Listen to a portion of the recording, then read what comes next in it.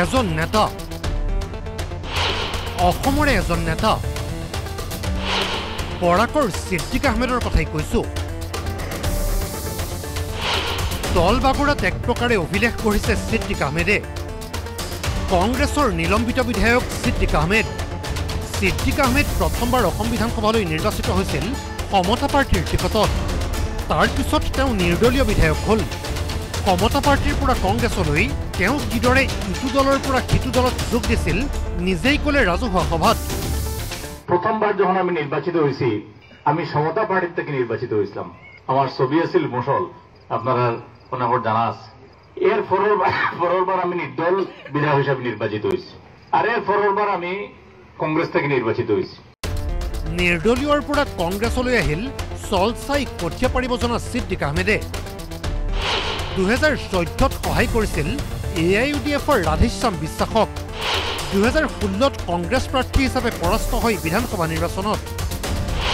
2021ত কংগ্ৰেছৰ পৰা জয়ী হয় সিদ্দিক আহমেদ কিন্তু ৰাজ্যসভা নিৰ্বাচনত বিজেপিক ভোট দি নিলম্বিত হয় বিধায়কজন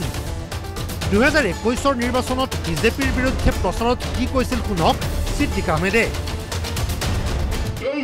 ইসলামও নাই ইসলামের বিরোধিতা করে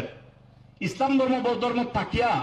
যদি হে আবার বিজেপির যদি সাহায্য করে বিজেপির যদি লগে থাকে সে ইসলামের বিরোধিতা করে এটা ফতোয়া দিছেন কতদিন কথাগুলো আপনারা বিবেচনা করবা যে আমরা নবীয়ে এই ধর্মের প্রতিষ্ঠা করার লাগিয়ে জিহাদ করছেন এবং কত সাহাবী আমল শহীদ হয়েছেন আজকেও দরবারে যারা নষ্ট করেন আর এরা লগে আমরা মুসলমান ফই নকল দৌড়াই কথাগুলো আপনারা চিন্তা করবা এইবাৰ বিজেপি মিত্ৰজোঁটত সিদ্দিক আহমেদ দলবাগৰত সিদ্ধহস্ত সিদ্দিক আহমেদৰ এতিয়া সুৰো সলনি হ'ল সিদ্দিকে প্ৰচাৰলৈ গৈ এতিয়া কৈছে তার মানে মুসলিম ভোট বিজেপির দেন না আমরা মুসলমান ভোট বিজেপির না দেওয়ার বাদেও দুইবার দিল্লিত বিজেপি সরকার হয়েছে নানি দিল্লিত দুইবার বিজেপির সরকার হয়েছে দুইবার আসামও সব বিজেপির সরকার হয়েছে নানি সর্বানন্দ সোনোয়াল মুখ্যমন্ত্রী হইলা হেমন্ত বিশ্ব শর্মার মুখ্যমন্ত্রী হইলা আমরা যত কট্টর হয়ে বিজেপির বিরুদ্ধে করছি অত হিন্দু মানুষ কট্টর হয়ে বিজেপির পক্ষে ভোট দিচ্ছে দলবাগৰা এনে বহু নেতাই আচলতে কৰি আছে কি বহুতৰে দাবী দলবাগৰাসকলে বিজেপি অথবা চৰকাৰৰ কাম কাজত ৰাইজৰ সহায় হোৱাকৈ কোনো কাম কৰা নাই তেওঁলোকে মাত্ৰ মুখ্যমন্ত্ৰীৰ গুটবুকত থাকিবলৈহে দেখুৱাইছে তৎপৰতা ব্যুৰ' ৰিপৰ্ট US 65